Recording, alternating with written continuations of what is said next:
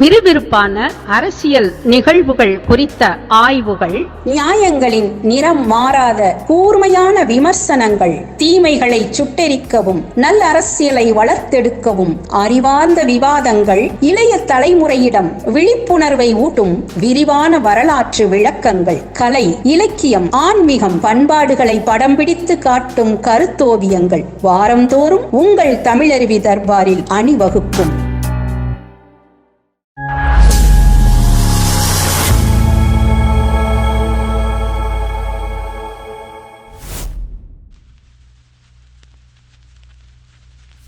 நான் நடந்து வந்த பாதை நிகழ்ச்சிக்காக தமிழருவி தர்பார் நேயர்களை மீண்டும் சந்திப்பதில் மகிழ்ச்சி. வணக்கம். ஐயா தமிழருவி மணியன் அவர்கள் நம்மோடு இணைந்திருக்கிறார்கள். ஐயா அவர்களை வணங்கி மகிழ்வோம். ஐயா வணக்கங்க. ஐயா வணக்கம் குமரையா. ஐயா, கடந்த பதிவில் உங்களுக்கு ஆசிரியர் பணிக்கான நேர்முகத் தேர்வுக்கான அழைப்புதல் வந்தது என்பதோடு முடித்திருந்தோம். அந்த நேர்முகத் தேர்வு அனுபவங்களை பற்றி கொஞ்சம் சொல்லுங்கள் ஐயா. அதாவது நிறைய கனவுகளோடு நான் அந்த பள்ளியை தேடிக்கொண்டு சென்றேன். உண்மையில் அந்த பள்ளிக்கூடம் எங்கே இருக்கிறது என்று அதுவரையில் எனக்கு தெரியாது. பிறகு மெல்ல மெல்ல விசாரித்து இடத்தை தேடி அந்த பள்ளியை அடைந்தேன். பள்ளியை பார்த்த உடனே என் கனவுகள் முழுவதும் கலைந்து விட்டன. அது ஒரு பெரிய வீடு என்று தான் சொல்ல முடியும், பள்ளிக்கூடம் என்று சொல்ல முடியாது.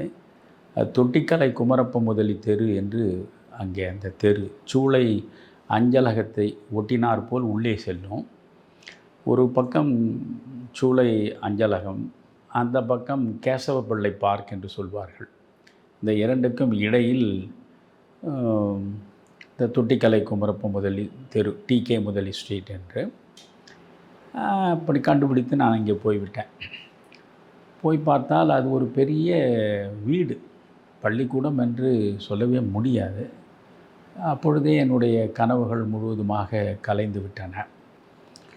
சரி, பார்க்கலாம், நாம் ஒன்றும் பள்ளியில் பணியாற்றி விடவில்லை, ஒரு என்ட்ரி கார்டு வந்திருக்கிறது, அதனால் அந்த நேர்முகத் தேர்வு நடக்கட்டும், அதற்கு பிறகு நாம் இந்த பள்ளியில் சேருவதா இல்லையா என்று பிறகு முடிவெடுப்போம் என்ற யோசனையோடு உள்ளே நுழைந்தேன். பழைய கட்டிடம் அது. நான் பணியாற்றுவதற்கு உள்ளே நுழைந்த பொழுதே ஒரு 50-60 ஆண்டுகளுக்கு மேற்பட்ட கட்டிடம் என்று வைத்து கொள்ளுங்களேன். 2 அடுக்கு மாடிகள், 2 அடுக்கு முழுவதும் நிறைய வகுப்பறைகள், கீழ்த்தளத்திலும் எல்லா இடங்களிலும் வகுப்பறைகள். அதில் நேர்முகத் தேர்வு நான் போன பொழுது ஒரு 20க்கும் மேற்பட்ட இந்த தேர்வுக்காக, அந்த நேர்முகத்திற்காக எனக்கு முன்னாலே உட்கார்ந்து கொண்டிருந்தார்கள். சரி, இவ்வளோ பேர் இருக்கிறார்கள், அதில் நாமும் ஒருவனாக உட்காருகிறோம். ஒவ்வொருவராக உள்ளே அழைத்து அவர்கள் நடத்தினார்கள். நான் தான் கடைசியாக போயிருந்தேன், அதனால் அந்த வரிசையில் கடைசியாகத்தான் அமர்ந்திருந்தேன். பிறகு 3 மணிக்கு நான் போனவன், என்னை அவர்கள் அழைக்கும் பொழுது 5 மணி ஆகிவிட்டது. ஒரு 2 மணி நேரம் காத்திருப்பு. அதன் பிறகு உள்ளே போனேன். அந்த நேரத்தில் நீங்கள் பள்ளிக்கூடம் புராதனமான கட்டிடம், எந்த விதமான கவர்ச்சிகரமான ஈர்ப்பும் இல்லாத சூழல். ஆனாலும் அந்த பள்ளியை நிர்வகித்தவர்கள் நான் உள்ளே நுழைந்த பொழுது மிகப்பெரியவர்கள். அண்ணாமலை பல்கலைக்கழகத்தினுடைய துணைவேந்தராக இருந்த மணவாள ராமானுஜம் என்பவர் இந்த பள்ளியினுடைய நிர்வாகத்தின் தலைவராக இருந்திருக்கிறார். அதற்கு பிறகு மிகப்பெரிய கல்வி அதிகாரியாக இருந்த பழனிசாமி என்பவர், நான் போன பொழுது அவர்தான் நேர்முகத் தேர்வை நடத்துவர் என்றவராக இருந்தார். எனவே புகழ்பெற்ற மனிதர்கள் எல்லாம் அந்த பள்ளியில் தங்கள் பங்களிப்பை தந்திருக்கிறார்கள். ஒவ்வொருவராக நேர்காணல் முடிந்தது. பிறகு நான் உள்ளே போனேன். போன பொழுது அவர் ரொம்பவும் ஒரு கடுகடுத்த முகத்தோடு இருப்பவர். அவரிடம் சிரிப்பையே பார்க்க முடியாது. அந்த கல்வி அதிகாரியாக இருந்த பழனிசாமி என்பவர் அவர் நேர்முகத்தை நடத்தினார். ரொம்ப அவரை பார்க்கும் பொழுதே நிச்சயமாக வேலை கிடைக்காது என்பது போல் எனக்குள்ளே தோன்றியது. ஒரு எந்த விதமான ஒரு ஒரு நட்பு பாவத்தோடு இல்லை. ஒரு மேலதிகாரி எப்படி நடத்துவார் அவருக்கு கீழே இருப்பவர்களை, அது போன்று தான் வந்து உட்காருங்க, சரியான படிச்சிருக்கீங்க நீங்கள் அப்படின்னு கேட்டார். இதில் வேடிக்கை என்னென்னா, பிடி நான் படித்து தேர்ச்சி பெற்ற தேர்வு முடிவே வரவில்லை, இன்னும் தேர்வு முடிவு வரலை. அதனால் தேர்வு முடிவு வருவதற்கு முன்பே இங்கே போனேன். அப்பொழுது வந்து உங்களுக்கு இந்த மாதிரி நான் பிடி அசிஸ்டண்ட்டை என்றே போட்டு நிரப்பி கொண்டிருந்தார்கள். பிடி படித்து கொண்டிருந்தவர்கள் அந்த பிடி பட்டப்படிப்பை அவர்கள் முடிக்காத நிலையிலும் அந்த முடிவு வராத நிலையிலும் அவர்கள் பணியாற்றலாம் என்பது போல அப்போதைய சூழல் இருந்தது. அதனால் எனக்கு தேர்வு முடிவு வரவில்லை. நான் அது கேட்டார், நான் சொன்னேன், நான் வந்து வெயிட்டிங் ஃபார் த ரிசல்ட் அப்படின்னு சொன்னேன். சரி, நீங்கள் வந்து எங்களுக்கு இது வரைக்கும் 21 பேர் வந்தாங்க, நீங்கள் 22வது ஆளாக வந்திருக்கிறீங்க. இது வரைக்கும் வந்தவர்கள் எல்லாமே பிஏ ஹிஸ்ட்ரி படித்தவர்களாக தான் இருக்காங்க. நீங்கள் ஒருவர் தான் பிஎஸ்சி ஜாகிரஃபி படிச்சுட்டு வந்திருக்கிறீங்க. எங்களுக்கு வேண்டியது ஜாகிரஃபி அசிஸ்டண்ட்டு தான். ஏன்னா ஏற்கனவே இங்கே பிஏ ஹிஸ்ட்ரி படித்துவிட்டு 3 ஆசிரியர்கள் இருக்காங்க. அதனால் 4வதாக வரக்கூடிய ஆசிரியர் ஒரு ஜாகிரஃபி படித்தவராக இருக்க வேண்டும் என்று தான் நாங்கள் விரும்பினோம். நீங்கள் நல்ல வேலையாக ஜாகிரஃபி படிச்சிருக்கீங்க, ஜாகிரஃபி சம்பந்தமாக கேள்விகள் சிலதை கேட்கலாமான்னாரு. தாராளமாக கேட்கலாம் ஏன்னு. ஒரு 3 கேள்வி கேட்டார், அவ்வளோதான். அந்த கேள்விகளுக்கு நான் உடனே பதில் சொன்னேன். அதுக்கு பிறகு சரி, எங்கே நீங்கள் இருக்கீங்க, உங்கள் நேட்டிவ் எது, அது இதுன்னு பொதுப்படையாக ஒரு 5 கேள்விகளை கேட்டார். அதுக்கு பிறகு நீங்கள் போய் கொஞ்சம் வெளியே காத்திருங்கள்னு சொன்னார். நான் வந்து பார்த்தா இந்த 21 பேரும் காணோம். அப்போ அந்த கிளார்க் ஜானகிராமன் என்பவர், மறக்க முடியாத ஒரு, நான் பணியாற்றிய பொழுது ஜானகிராமன் என்பவர், சம்பந்தமூர்த்தி என்பவர் 2 பேரும் எழுத்தர்களாக இருந்தார்கள். ரொம்ப நட்புறவோடு ரொம்ப இயல்பாக ஆசிரியர்களோடு பழகக்கூடியவர். அதில் வந்து ஜானகிராமன் ரொம்ப ரொம்ப இயல்பாக இருப்பார். அவர் உடனே நான் உட்கார்ந்து அந்த இடத்தை நோக்கி வந்தார். சார், நீங்கள் தான் தெய்வசிகாமணியான்னு. ஆமாம் sir. Sir, you will be appointed sir, congratulation அப்படின்னாரு. என்ன சொல்கிறீங்க என்ன? இல்லை சார், மற்றவங்களாம் அனுப்பிட்டோம், எல்லாருமே ஹிஸ்ட்ரி தான் படிச்சிருக்காங்க, எங்களுக்கு தேவை வந்து ஜாகிரஃபி படித்தவர் தான். அதனால் நீங்கள் ஒருத்தர் தான் ஜாகிரஃபிக்கு வந்திருக்கீங்க, அதனால் இன்னும் கொஞ்சம் நேரத்தில் உங்களுக்கு அப்பாயின்மெண்ட் ஆர்டர் கொடுப்பாங்க. என்னடா இது, முதல் முறையாக நாம் இப்போ தான் ஒரு நேர்முக தேர்வுக்குன்னு வந்தோம், வந்த அடுத்த நிமிடமே நம்ம கையில் ஒரு அப்பாயின்மெண்ட் ஆர்டரை கொடுக்க போகிறாங்க.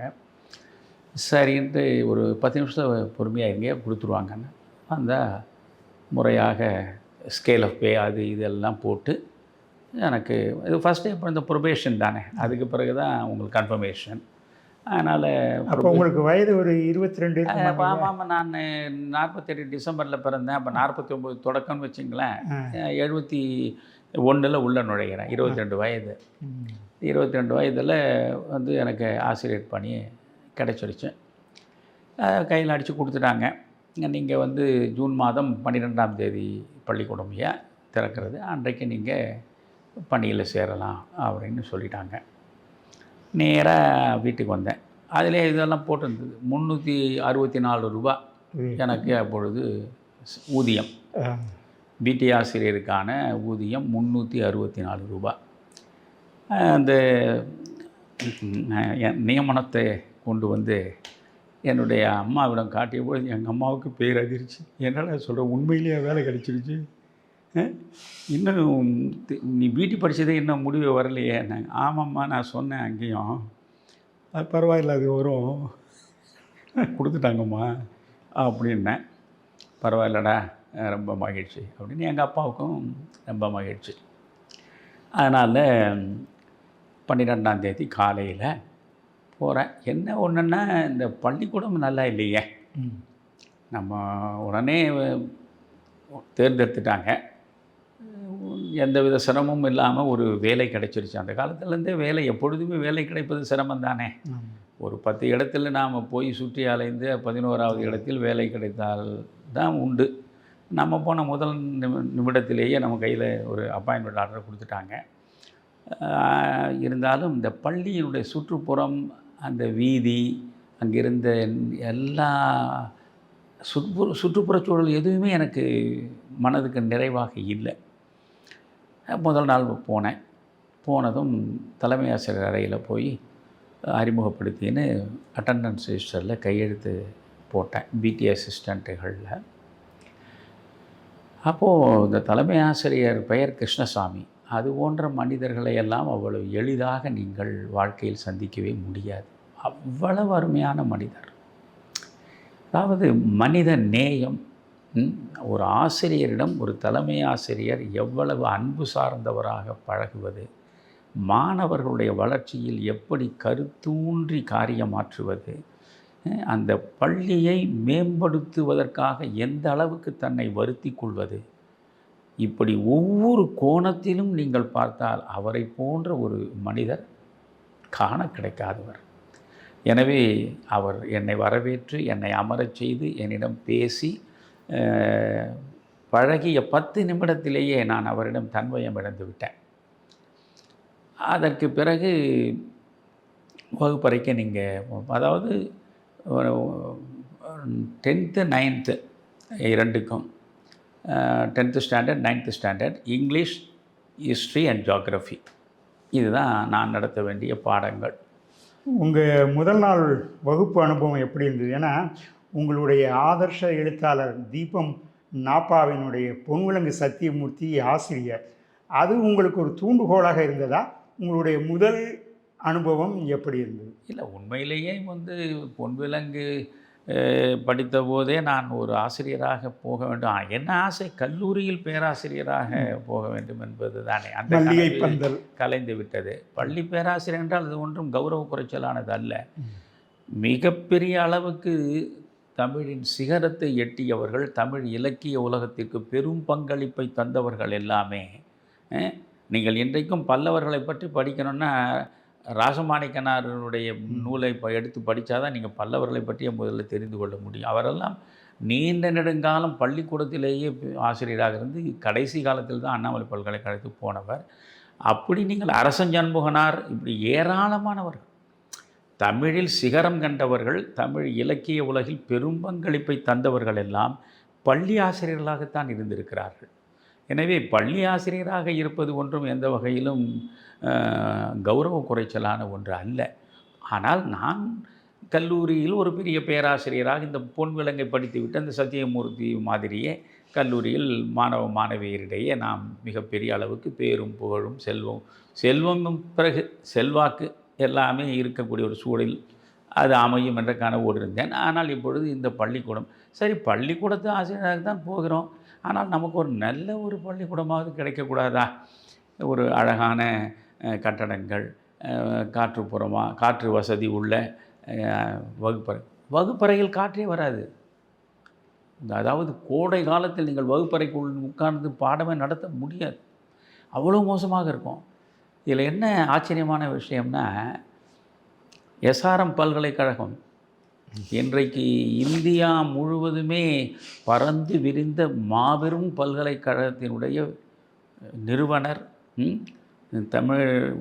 தமிழ்நாட்டில் ஒரு கல்வித்துறையில் மிகப்பெரிய சாதனையாளர் என்று அவரை நம்ம சொல்லணும். நீங்கள் மிகப்பெரிய சாதனையாளர் என்ற ஒரு பக்கம் பாரிவேந்தரும் இன்னொரு பக்கம் விஸ்வநாதனும் தான். இந்த 2 பேர் மீதும் எனக்கு நல்ல அன்பும் உண்டு, மரியாதையும் உண்டு. பாரிவேந்தர் என்னிடம் எல்லையற்ற அன்பு கொண்ட மனிதர். எனக்கும் அவர் மீது மிகப்பெரிய அளவுக்கு அன்பும் நட்பும் தோழமையும் உண்டு. இப்போ சொல்லப்போனால் யாருக்கும் கடன் படாத என் வாழ்க்கையில் நான் முதலாக ஒருவருக்கு நன்றி கடன் பட்டிருக்கிறேன் என்றால் அது பாரிவேந்தருக்குத்தான். காரணம், என் மனைவியை மரணத்தின் தருவாயிலிருந்து காப்பாற்றி இன்று என் பக்கத்தில் இருப்பதற்கு காரணமாக மருத்துவ உதவியை கொடுத்தவர் அவர். நான் நன்றியோடு இறக்கும் வரையில் அவரை நினைந்து பார்ப்பேன். ஒரு முறை அவரோடு பேசி கொண்டது சொன்னார், ஐயா அந்த HUC பள்ளிக்கூடத்தில் உங்களுக்கு முன்னே நான் வேலை பார்த்தேன் ஐயா அப்படின்னாரு. இவ்வளோ பெரிய நீங்கள் போய் எஸ்ஆர்எம் பல்கலைக்கழகத்தின் வளாகத்திற்குள்ள நுழைந்தால் அது அது ஒரு பெரிய கட்டடங்கள் அங்கும் இங்குமாக காட்சி தருகின்ற மிகப்பெரிய ஒரு வளாகம். அதை ஏறெடுத்து பார்த்து சுற்றி வருவதற்கே அரை நாள் ஆகும். அப்படிப்பட்ட நிறுவனத்தை உருவாக்கிய மனிதர் இந்த பள்ளியில்தான் முதலில் அவர் ஆசிரியராக 1 ஆண்டு பணியாற்றியிருக்கிறார். அவர் சொன்னார், நான் ஒரே 1 ஆண்டு பணியாற்றினையா, அதிர்ஷ்டவசமாக நான் அங்கேருந்து வெளியே வந்துட்டேன். ஆனால் நீங்கள் துரதிர்ஷ்டவசமாக 20 வருஷத்துக்கு மேலே அங்கே பணியாற்றினீங்கன்றது எனக்கு ஆச்சரியமாக இருக்குது அப்படின்னு சொன்னார். ஆக அந்த பள்ளியில் எனக்கு முதல் ஈர்ப்பு தலைமை ஆசிரியர் தான். கையெழுத்து போட்டுவிட்டு ஸ்டாஃப் ரூமுக்கு போகலாம் என்று ஆசிரியர் அறைக்கு போனேன். உண்மையில் சொல்கிறேன், அது மனம் அப்படியே ஒடுங்கி விட்டது. அது ஒரு ஆசிரியர்களுக்கான அறையே கிடையாது. எல்லாம் உடைந்த நாற்காலிகள், உடைந்த மேஜைகள் இங்கும் அங்குமாக கிடக்கும். கையே பல நாற்காலிக்கு இருக்காது. இதுதான் ஆசிரியர் அறை. ரொம்ப மனசுக்கு வலியாகத்தான் இருந்தது. சரி, அதை ஒன்றும் பிரச்சனை இல்லை, வகுப்பறைக்கு போய் பார்ப்போம். வகுப்பறைக்குள் போனால் எல்லாமே முதல் தலைமுறையில் கற்பதற்காக வந்திருக்கின்ற பிள்ளைகள். ஏழை எளிய நடுத்தர வகுப்பு என்று கூட சொல்ல முடியாது, அடித்தளத்தில் இருக்கின்ற ஏழை எளிய மக்களினுடைய பிள்ளைகள். முதல் தலைமுறையாக புத்தகத்தை விரித்து படிப்பதற்கு வந்தவர்கள். குறிப்பாக சூளைக்கு பக்கத்தில் இருக்கக்கூடிய புளியாந்தோப்பு, அங்கிருந்து வியாசர்பாடி வரையில் எல்லாமே எந்த வகையிலும் மேம்பாடடையாத அடிப்படை வசதிகளுக்கே போராடுகிற பகுதிகள் தான். அந்த பகுதிகளிலிருந்து தான் இந்த பிள்ளைகள் வந்திருக்கிறார்கள். அவர்களிடம் பாடம் நடத்த வேண்டும்.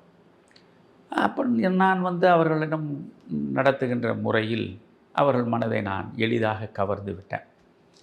அதற்கு பிறகு மாணவர்களிடம் எனக்கு எந்த பிரச்சனையும் இல்லை. மாணவர்கள் என்னை கொண்டாடக்கூடிய அளவுக்கு நான் இருந்தேன்.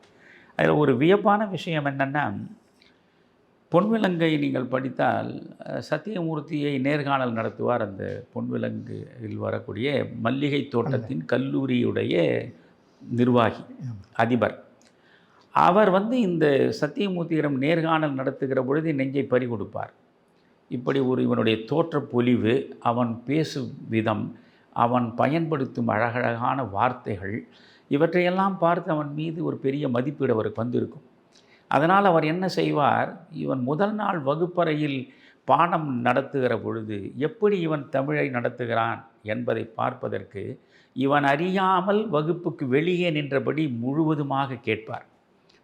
கேட்டு உண்மையிலேயே ஒரு அற்புதமான பேராசிரியரை நாம் நம்முடைய கல்லூரிக்கு கொண்டு வந்திருக்கிறோம் என்று மகிழ்ந்து அவர் வெளியே வருகிற பொழுது, பாடம் நடத்திவிட்டு வெளியே வருகிற பொழுது கை குலுக்கி தன்னுடைய பாராட்டுகளை தெரிவிப்பார். இதை நான் படித்திருக்கிறேன்.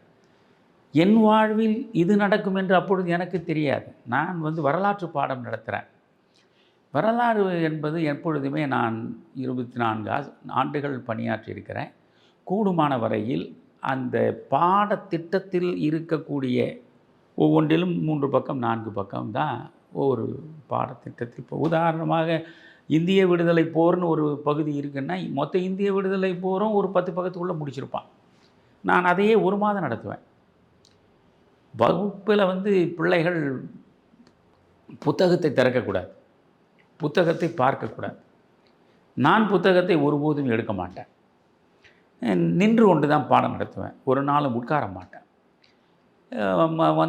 மேப்பும் நிச்சயமாக தொங்கணும். எல்லா இடங்களையும் மிகச்சரியாக குறிப்பிட்டு காட்டி பிள்ளைகளுக்கு அதை காட்டணும்.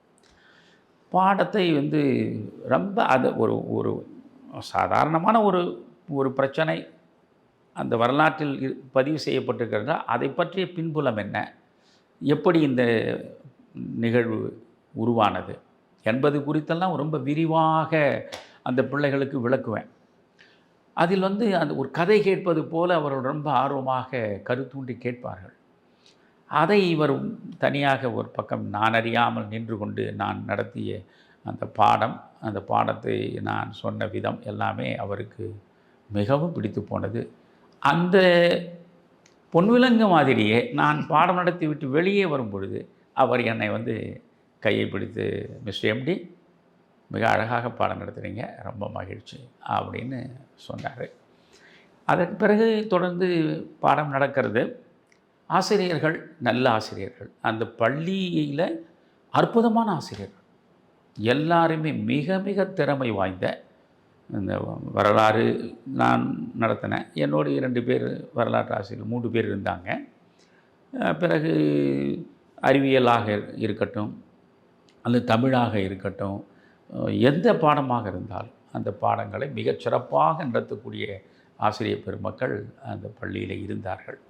அப்படியே இந்த பள்ளியில் முதல் ஆண்டோடு நாம் விடைபெற்றுக் கொள்வது, ஒரு ஆண்டு முழுவதும் நாம் இருந்துவிட்டு அதற்கு பிறகு விடைபெற்றுக் கொள்வது என்று தான் நினைத்தேன்.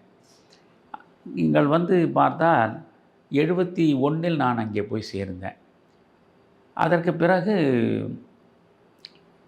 இந்த பள்ளியை விட்டு நாம் வெளியே போவது என்றால் அடுத்து எந்த பள்ளியை தேர்ந்தெடுப்பது, பிறகு எங்கே நமக்கு பணியாற்றுவதற்கான வாய்ப்பு கிடைக்கும் என்று புரியாத ஒரு நிலை ஒரு பக்கம். ஏனென்றால் தொடக்கம் தொட்டே நான் மிக தெளிவாக இருந்தேன். அப்பொழுதே நான் அரசியலுக்கு வந்து விட்டேன். நான் 71 வருகிற பொழுதே பெருந்தலைவர் காமராஜரோடு மேடையில் பேசிவிட்டேன். தமிழருவி என்ற ஒரு பிறர்க்கரிய பட்டத்தை காமராஜரிடமிருந்து பெற்றுவிட்டேன். தமிழ்நாடு முழுவதும் பையை எடுத்துக்கொண்டு நான் எல்லா மேடைகளிலும் முழங்க தொடங்கிவிட்டேன். ஒரு பக்கம் அது நடந்து கொண்டே இருக்கிறது. எல்லா மனிதர்களும், அதாவது காங்கிரஸ்காரர்கள் அத்தனை பேரும் கொண்டாடக்கூடிய இடத்தில் இருந்தேன். ஏன்னா ஒரு 20-22 வயது பையன் இவ்வளவு அழகாக நல்ல தமிழில் ஆற்றொழுக்கான நடையில் யாரையும் காயப்படுத்தாமல் கருத்துக்களை மட்டும் முன்வைத்து விமர்சன கணைகளை வீசுகிற அந்த பாங்கினை அன்றைக்கு அத்தனை பேரும் பாராட்டினார். குமரியானந்தனே, அப்பொழுது நான் மேடைகள் ஏறுகிற பொழுது குமரியானந்தன் தான் கோலோச்சிய காலம் அது. நல்ல தமிழில் பேசக்கூடியவர் அவராகத்தான் இருந்தார் அப்பொழுது காங்கிரஸில். குமரியானந்தனே அவருடைய உதவியாளரை அனுப்பி தமிழருவி மணியன் பேசுகிறானே, அவன் எப்படி பேசுகிறான், அவனுக்கு வரவேற்பு எப்படி இருக்குது என்பதையெல்லாம் அவர் பார்த்துருக்கிறார். அது விரைவில் குமரியானந்தனும் தமிழருவி மணியனும் சமமாக மேடையை பகிர்ந்து கொண்டு பேசுகிற அளவுக்கு நான் வளர்ந்துட்டேன். ராயபுரத்தில் தான் அவர் அப்பொழுது வீடு இருந்தது. அந்த ராயபுரத்திலே இருக்கக்கூடியவர் இலக்கிய செல்வர் குமரியானந்தன் தமிழருவி மணியன் என்று போட்டு அவருக்கு முன்னால் நான் முழங்க தொடங்கிட்டேன். ஆக எனக்கென்று ஒரு நாற்காலி காங்கிரஸினுடைய மேடைகளில் போடப்பட்டு விட்டது. இதெல்லாம் ஒரு பக்கம் நடந்து கொண்டிருக்கிறது. ஆனால் இவற்றையெல்லாம் கொஞ்சமும் வெளிப்படுத்தி கொள்ளாமல் நான் இந்த பள்ளியில் ஒரு சாதாரண ஒரு பள்ளி ஆசிரியர் எப்படி பணியாற்றுவாரோ மறந்தும் அரசியல் பேச மாட்டேன். அந்த பள்ளிக்கூடத்து வளாகத்திற்குள்ளே நுழைந்து விட்டால் நான் முழுக்க ஆசிரியன்தான். என்னுடைய விருப்பு வெறுப்பு சார்ந்து எதையுமே நான் வெளிப்படுத்த மாட்டேன். பிள்ளைகளுக்காக நான் பாடம் நடத்துவது என்பது ஒரு பக்கம் நல்லபடி நடந்து கொண்டே இருந்தது. அப்படி பாடம் நடந்து கொண்டிருக்கிற நேரத்தில் நீங்கள் ஆங்கில பாடம்னு வச்சுங்களேன், ஒரு ஒரு ஒரு 6 வரி 8 வரி மனப்பாடத்துக்கு இருக்கும் ஒரு போயம். அந்த போயத்தை அழகாக சொல்லுவோம். நீங்கள் இப்போ இதில் என்ன நோய் என்றால், ஆங்கில பாடத்திற்கு you have to create English atmosphere to teach English. அப்போ தான் அது சரியான திசையில் இருக்கும். நான் அது இங்கிலீஷ்லேயே பாடம் நடந்தால் அவனுக்கு எவனுக்கு ஒன்றும் தெரியாது, ஒன்றுமே தெரியாது. அதனால் ஒரு பாடம் நடத்தும் போது அந்த இங்கிலீஷ் அட்மாஸ்பியர் இருக்கணுமேன்றதுக்காக முதல்ல கொஞ்சம் நேரம் அதை ஆங்கிலத்திலே சொல்லுவேன். சொல்லிவிட்டு நான் உடனே கேட்பேன், do you understand what I said அப்படின்னு கேட்டால் ஒருத்தனாண்டு ஒரு பதிலும் வராது. சரி, இந்த பிள்ளைகளுக்கு இப்போ தான் படிக்க வந்திருக்காங்க. அப்புறம் அதை அழகான தமிழில் அந்த போயத்தை எடுத்து அவர்களுக்கு விளக்குவேன். அப்புறம் ரொம்ப மகிழ்ச்சியாக கேட்பான். அதனால் நான் என்ன பண்ணுறதுன்னா, எப்பொழுதுமே டைரக்ட் மெத்தட் என்பது தான் டீச்சிங்கில் இருக்கணும். டிரான்ஸ்லேஷன் மெத்தட் இருந்தால் அவர்களுக்கு ஆங்கிலம் வராது. அதனால் நீங்கள் you have to follow only direct method. புரியுதுங்களா? இது இந்த 2 பக்கமாகவும் நான் கலந்து இவர்களுக்கு பாடத்தை நடத்துகிறேன். பிள்ளைகள் நல்ல எனக்கு என்ன ஆயிற்று, இப்படியே நடத்தின்னு இருக்கேன். ஒரு 8 வரி. அது மதிப்பெண்ணை தரக்கூடியதுரா. இந்த 8 வரி நாளைக்கு நீங்கள் அத்தனை பேரும் மனப்பாடம் பண்ணிவிட்டு சொல்லணும். குமரையா, அதை விட வலியும் வேதனையும் எதுவும் இருக்க முடியாது. 40 பையன் இருப்பான். நான் இருந்தபொழுது அந்த பள்ளிக்கூடத்தில் 1200 பிள்ளைகள் படித்தாங்க. அந்த சின்ன பள்ளிக்கூடத்தில் 40க்கு மேற்பட்ட ஆசிரியர்கள் இருந்தாங்க. ஏன் அந்த பள்ளிக்கூடத்தில்னா, அந்த பள்ளிக்கூடத்தில் மிகச்சிறப்பாக ஆசிரியர்கள் கற்றுக் கொடுக்கிறார்கள் என்பதனால் போட்டி போட்டு அந்த பள்ளியில் பிள்ளைகளை கொண்டு சேர்த்தாங்க. 1200 பிள்ளைகள் படித்தாங்க. இந்த பிள்ளைகள் நாளைக்கு ஒரு 40 பிள்ளைகளையும் இந்த 8 வரி படிச்சுன்னு வந்திருப்பான்னு பார்த்துட்டு, என்னடா படிச்சுன்னு வந்திருக்கீங்களா, பேசாமல் இருப்பானுங்க. யாரோ ஒரு பையனை கூப்பிட்டு, ராமசாமி நீ எழுந்து சொல்லுன்னா பேசாமல் நிற்பான். அப்புறம் இந்த பக்கம் பார்த்து, கண்ணன் நீ உனக்கு தெரியுமா சொல்லு, அவனும் பேசாமல் நிற்பான். ராஜேந்திரன் நீ சொல்லுப்பா, அவன் நிற்பான். ஒருத்தனும் சொல்ல மாட்டான். அந்த சூழ்நிலையில் நீங்கள் மாணவர்களிடம் எப்படி நடந்து கொள்வீர்கள்? ஆத்திரமாக வரும். ஆனால் எனக்கு என்னென்னா, நாம் ஒரு அதாவது ஒரு ரோல் மாடலாக இருக்கணும், ஒரு ஐடியல் டீச்சர்னால் எப்படி இருக்கணுன்றதெல்லாம் நம்ம நிறைய புரிதலோடு தான் நான் உள்ளே போயிருக்கோம். ஆனாலும் முடியாது. ஒரு கட்டத்தில் என்னை இழந்துருவேன். அந்த உண்மைகளைத்தானே பதிவு செய்தான் நான் நடந்து வந்த பாதை. ஒரு கட்டத்தில் என்னை இழந்துருவேன். இந்த பிள்ளைகளுக்கு மயிலே இறகு போடுன்னா போடாது அப்படின்னு சொல்லிட்டு, ஆனால் அடிக்கவும் மனசு வராது. இருந்தாலும் இதுக்காக சொல்லி ஒரு பெரம்பு ஒன்று காசு கொடுத்து வாங்கி வச்சுக்கினேன். இந்த பெரம்பை எடுத்துகிட்டு போவேன். வைப்பார், நாளைக்கு நீங்கள் படிச்சுன்னு அந்த பெரம்பாலே பின்னிடுவேன் உங்களை, படிச்சுன்னு ஒழுங்காக வரணும்னு. அதே ரிசல்ட்டு தான். நீ பெரம்பால் அடினா அடி, எஸ் அழகாக வாங்கிப்பான். நமக்கு தான் அதுக்கு மேலே ஒரு 2 அடிக்கு மேலே அடிக்க மனசு வராது. இதுக்கப்புறம் என்னாச்சு, சுப்பிரமணியன்னு ஒரு ஆசிரியர் என்னோட பணியாற்றினார். அவர் சமீபத்தில் தான் இறந்துட்டார்.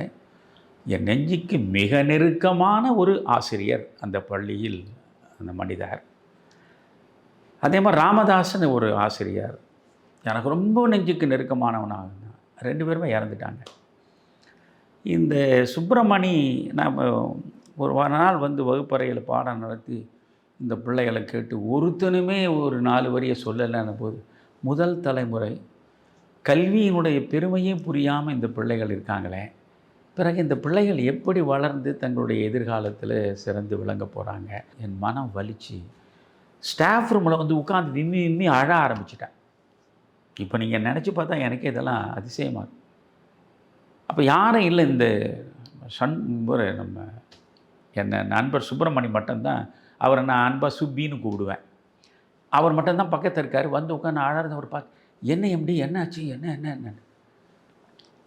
இல்லை சுபி, ஒரு பையனும் படிக்க மாட்டானே, ஒரு 4 வரியை மனப்பாடம் பண்ணிக்கின்னு வாங்கன்னு சொன்னால் எவனுமே பண்ண மாட்டேன். என்ன நீங்கள் இதுக்கு போய் அழறீங்க, நம்ம வேலை என்ன? அவரை நல்லா பாடம் நடத்துவார். நம்ம வேலை நம்மால் முடிஞ்ச பிறகு மனசுக்கு துரோகம் இல்லாமல் பாடம் நடத்த வேண்டியது. அவன் படிக்கலைன்றது அது அவனுடைய தவறு. அதுக்காக நீங்கள் உட்காந்து ஆடுறீங்களே. இப்படியெல்லாம் வலிகளை சுமந்து கொண்டு தான் அந்த பிள்ளைகளுக்கு நான் பாடம் நடத்தி கொஞ்சம் கொஞ்சமாக அவர்களை பயிற்றுவித்து தேர்ச்சி பெற செய்வதற்கு எல்லா முயற்சிகளையும் மேற்கொண்டேன். அதை பற்றி ரொம்ப விரிவாக பேசுவதில் ஒரு பயனுமில்லை. இப்படித்தான் சென்றது.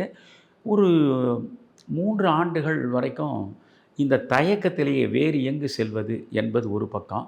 2வது, இந்த முதல் தலைமுறையாக வந்திருக்கிறான். டீச்சிங் ப்ரொஃபஷன் இஸ் த நோப்லஸ்ட் ப்ரொஃபஷன்னு சொல்லுவான். ஆனால் இந்த முதல் தலைமுறையில் வந்திருக்கக்கூடிய இந்த பிள்ளைகளுக்கு பாடம் நடத்துவதை விட ஒரு புனிதமான பணி வேறு எதுவாக இருக்க முடியும்? அதனால் ஏன் இங்கேயே நாம் இருந்தால் என்ன? இந்த கட்டடம் பற்றி நமக்கு என்ன? கட்டடம் அழகாக இருந்தால் என்ன? நமக்கு வசதி குறைவான சூழலிலும் நாம் பணியாற்றினா அதுதான் உண்மையான சேவை. இப்படியெல்லாம் என் மனதுக்குள்ளேயே நடக்கும். அப்போ நாம் கல்லூரியில் படித்த போது சத்திய சோதனையை கையில் எடுத்தோமே. சத்திய சோதனையில் மகாத்மாவே ஒரு ஆசிரியராக வர விரும்பியவர் தானே. நான் எங்கள் கல்லூரி, மாநில கல்லூரியில் படிக்கிற பொழுதே இடைவேளையில் பேராசிரியரானால் எப்படி வகுப்பறைக்கு உள்ளே நுழைவேன், எப்படி சாக் எடுத்து போர்டில் எழுதுவீங்க, எப்படி மாணவர்களை திரும்பி பார்ப்பீங்க, இதெல்லாம் நான் நடித்து காட்டுவேன். அதனால் எனக்கு அந்த கனவு இருந்தது. அந்த கனவெல்லாம் இப்போ இங்கே வந்து இந்த பிள்ளைகளாண்ட சிதைந்தாலும் நீயா நானா பார்ப்போம். நீ படிப்பதில்லைன்னு முடிவெடுத்திருக்க, ஆனால் உன்னை விடுவதில்லை நான் முடிவெடுத்திருக்கேன். இந்த போட்டி தான் கடைசி வரைக்கும் நடந்தது. எல்லா ஆசிரியர்களுமே அவர் பணியை சிறப்பாக செய்தார். ஆசிரியர்கள் நடுவில் ஒரு நல்ல நட்புறவும் இருந்தது. ஆனால் பிறகு நான் பார்த்தேன், நான் அரசியலில் இருக்கேன், எப்பொழுதாவது இவர்கள் அதை காரணமாக காட்டி என்னை வேலையிலிருந்து நீக்கலாம்.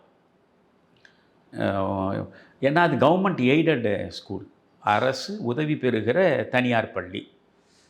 அதனால் வந்து நாளைக்கு நான் என்னுடைய இது ஒரே ஒரு எனக்கான ஒரு கொள்கை, ஒரு லட்சியம் என்னன்னா, என்னுடைய வியர்வையில் இருந்து தான் என்னுடைய மனைவி, என் பிள்ளைகள் அனைவருமே தங்களுக்கான சோற்றை உண்ண வேண்டும்.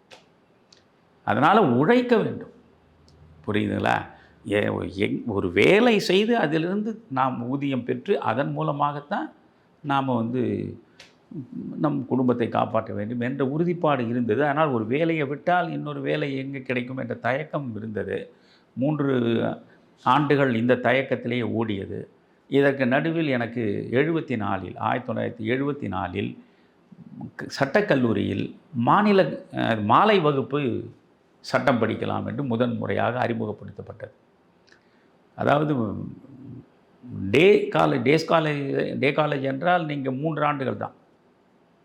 நீங்கள் வந்து பகல் நேரம் படிப்பது என்றால் 3 ஆண்டுகள் தான் பிஎல். பிஜிஎல் 1 ஆண்டு, பிறகு பிஎல் 2 ஆண்டு, மொத்தமே 3 ஆண்டு. ஆனால் நீங்கள் வந்து மாலை வகுப்பு படிப்பதாக இருந்தால் 4.5 ஆண்டுகள் படிக்கணும். 1974 இது தொடங்கப்பட்ட உடனே நான் அதற்கு விண்ணப்பித்து அப்போ முறையாக நேர்காணல்லாம் நடக்கும்.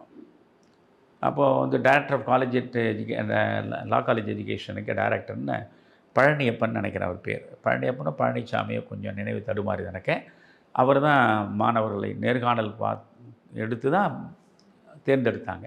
அதில் நான் நேர்காணலில் வெற்றி பெற்று மாலை நேர வகுப்புக்கு போனேன். பெரும்பாலும் செக்ரட்டேரியட்டில் வேலை பார்த்தவர்களில் முக்கால்வாசி பேர் இந்த சட்டம் படிப்பதற்கு மாலை நேர கல்லூரியில் வந்தாங்க. ஆக ஒரு பக்கம் பிஎல்லும் படிக்க தொடங்கிட்டேன். இந்த பக்கம் வந்து அப்படியே மெல்ல போகலாமான்னு நினச்ச பொழுது என் மனசு வரலை. இந்த பிள்ளைகளை விட்டு போக வேண்டாம், இது மாதிரியான முதல் தலைமுறைக்கு பாடம் நடத்துவதே ஒரு பெரும் பணி தான். அதனால் அந்த சூழலுக்கேற்ப அமைத்து கொள்வது தானே.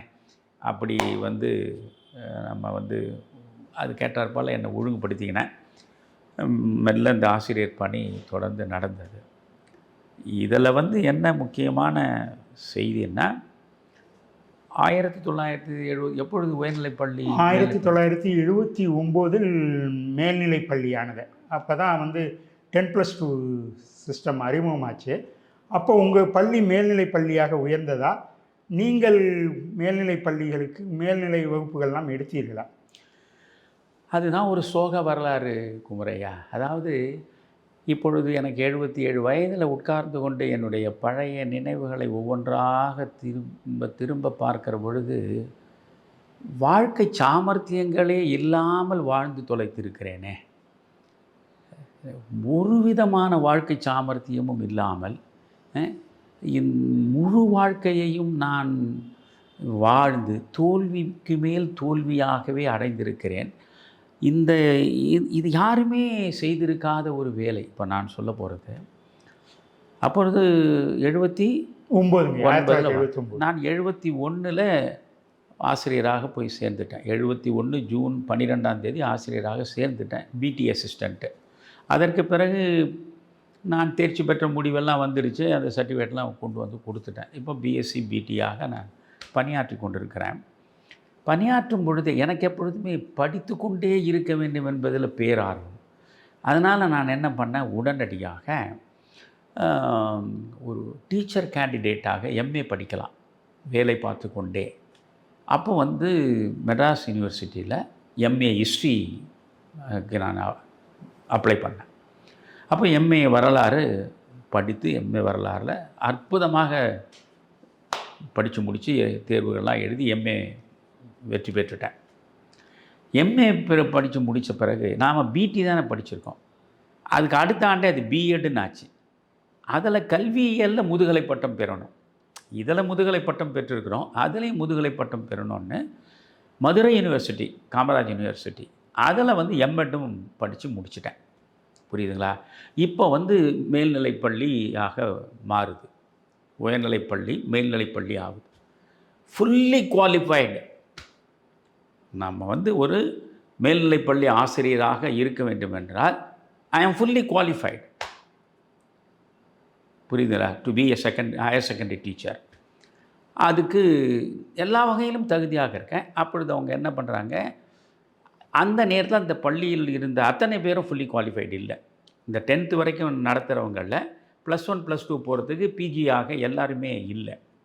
சில பேர் பிஜியாக எடுத்திருந்தாலும் கல்வியியலில் பிஜியாக இல்லை. இப்படி ஏதோ ஒரு குறை இருக்குது அவர்களுக்கு.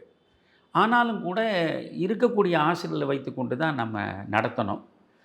அவர்களுக்கு ஒரு வாய்ப்பை கொடுத்து அவர்கள் பிறகு படித்து அவர்கள் தகுதிப்படுத்தி கொள்ளட்டும் என்ற நிலையில் ஒவ்வொரு பாடமாக இருக்கக்கூடிய ஆசிரியர்களுக்கு அவர்கள் மேல்நிலைப் பள்ளிக்கான ஆசிரியர்களாக மாற்றுவதற்கு தலைமை ஆசிரியர் முயன்றார். இதில் எல்லாமே நான் போய் சேர்ந்த பிறகு எனக்கு பின்னால் நிறைய ஆசிரியர்கள் வந்துட்டாங்க. அவர்கள் எல்லாமே பிஜி படிச்சுட்டு வந்திருக்காங்க. அது வந்து இப்போ வந்து தமிழுக்கு ஒரு ஆசிரியர் வேணும். அவர் ஏற்கனவே எம்ஏ தமிழ் படித்தவராக இருக்கார். ராமமூர்த்தி என்று ஒரு ஆசிரியர்.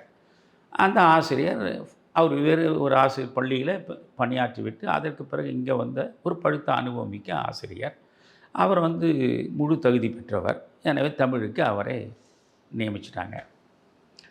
பிறகு ஆங்கிலம், அப்புறம் மேத்ஸ், கணக்கு, அறிவியல், இப்படி ஒவ்வொன்றா வரும்போது அது வந்து அதுக்கு உரிய தகுதி இல்லாவிட்டாலும் அவர்களுக்கு நியமனங்களை கொடுத்து படிப்பதற்கான வாய்ப்பை தந்தாங்க. இப்போ நான் வந்து முழுமையான தகுதியோடு இருக்கேன். அதில் என்னென்னா 3rd குரூப்பு. அந்த 3rd குரூப்பில் வந்து எக்கனாமிக்ஸு, பாலிட்டிக்ஸு, அதுக்கு பிறகு ஸ்டாட்டிஸ்டிக்ஸு ஏதாவது இருந்ததுன்னு நினைக்கிறேன் நான். அதில் வந்து either history or advance Tamil அப்படின்னு இருக்கும்.